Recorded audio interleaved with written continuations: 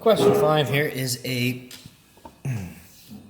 question about modeling half-life and decay, as well as having some stuff with nuclear equations. So here we've got a student has rolled 100 dice, taken away ones that decay when they got a 6, and has collected the data.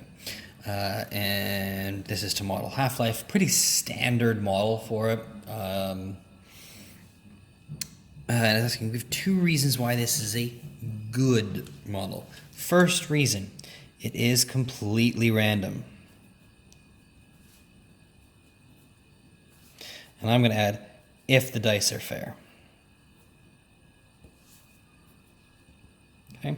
Rolling dice is completely random. You can't really practice landing a 3 unless your stuff is broken. Another reason why, started with a lot of dice.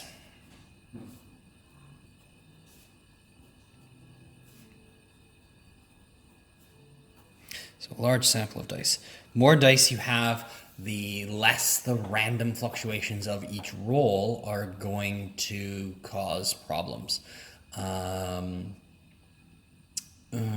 other way to make this model better is to repeat it many times. But starting with the large sample size, at least that's what I'm going to go for. I'll check the mark scheme at the end. Okay, he's got his results. Use figure 1 to determine the half-life of these dice using this model. 2 marks. 1, show your work. Okay, I cannot emphasize this enough. Show your work. So, started with 100. How long did it take to get to 50? Because guess what? 50 is half of 100, in case you didn't know.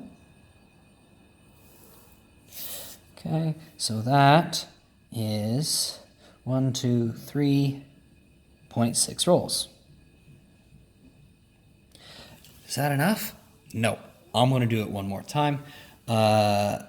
25. Ooh, 25 is not very convenient. So instead, I'm going to look at 60. Ugh, be better. Okay, 60.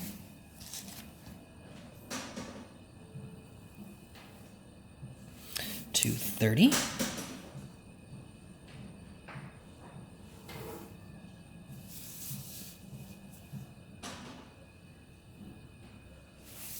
Okay, so here I'm at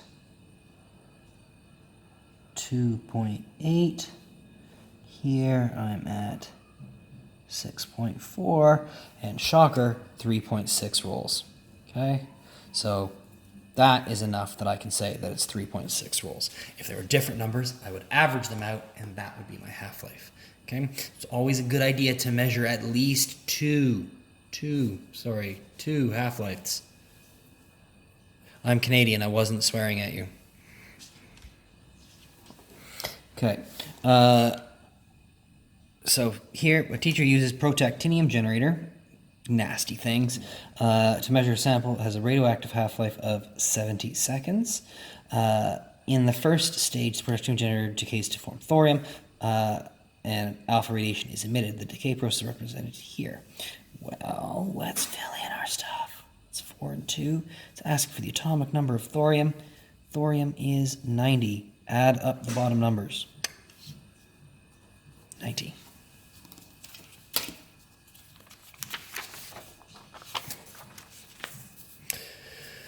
Okay, when protactinium decays into a new element is formed, X plus radiation. The decay can be represented by the following. 91 to 92 and 93 X, that's not the actual element. Use the information to determine the name of the element X. Well, look at this. Figure 2 has element number 92. So 92 is uranium.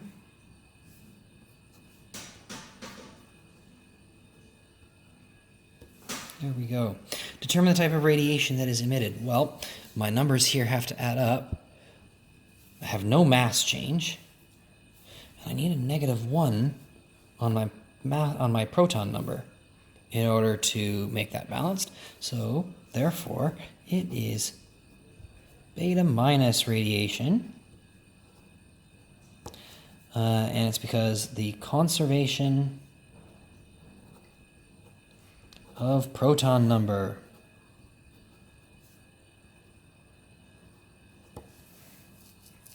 Okay, so it has to be, you could rewrite the equation to show that it has to be, but that's what it is. The proton number is conserved, and that's the only way for it to happen. Teacher wears polythene gloves as a safety precaution handling radioactive. Polythene gloves do not stop the teacher's hands from being irradiated. Explain why the teacher wears the polythene gloves. Okay. Well, it's a protactinium generator. And it is an alpha emitter. But, it's 2 marks. So let's take a look here. So, well, one thing that you may not know, protactinium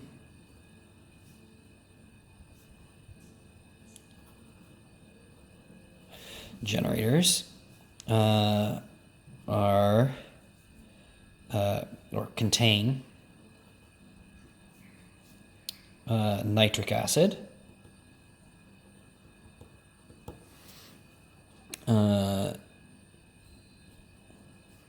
gloves protect if there are leaks, which they do all the time.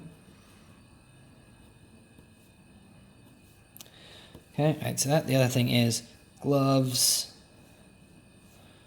will stop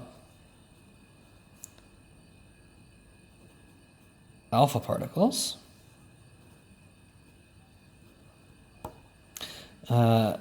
But they might not actually give credit because the specific says it doesn't help from being irradiated. So I'm just going to grab the mark scheme and double check that it's about the acid that's in there.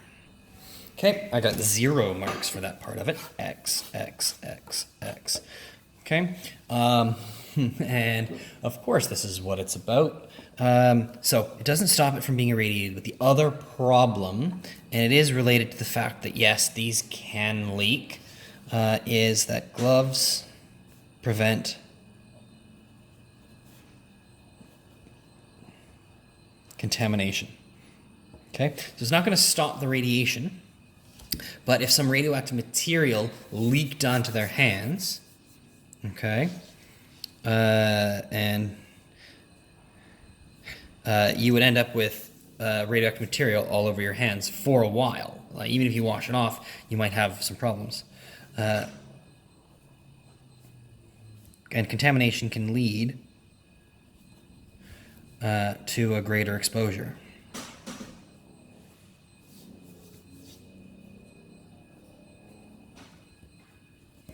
Okay, so actually that's the issue, is the contamination. So I was sort of right about the fact that it can leak, but it's not about the acid.